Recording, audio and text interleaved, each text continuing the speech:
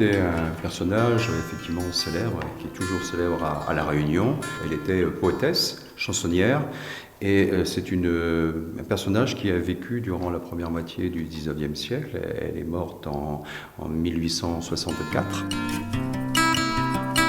Elle tenait un relais de poste sur la commune à La Saline, sur la commune dans les Hauts de Saint-Paul. Et les gens venaient la rencontrer, puisque comme c'était un relais de poste, la diligence passait par là. Les visiteurs pouvaient se reposer un peu, se désaltérer, voire même se restaurer. Et le temps passé dans cette auberge, en fin de compte, qui était une auberge, Célimène prenait souvent sa guitare et puis se mettait à improviser, chanter des chansons et des vers qui l'ont rendu célèbre.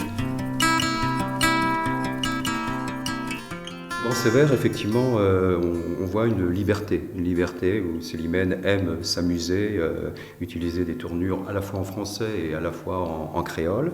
Et dans ces vers, il pouvait même y avoir des critiques envers ou ses voisins, effectivement, qui n'étaient pas forcément des personnages très sympathiques, voire même des notables de l'époque, qu'elle se permettait, à travers effectivement son écriture, de se moquer gentiment, de railler un petit peu ces personnalités, ces figures locales. C'est une jolie petite guitare romantique, telle qu'on pouvait les trouver durant la première moitié du XIXe siècle.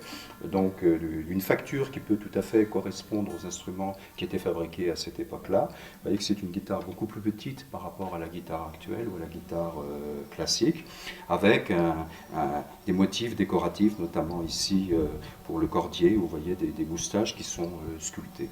Donc cette guitare effectivement a fait l'objet de restauration, ce qui permet effectivement de présenter aujourd'hui l'instrument mythique qui a accompagné Célimène lorsqu'elle chantait et improvisait dans son auberge.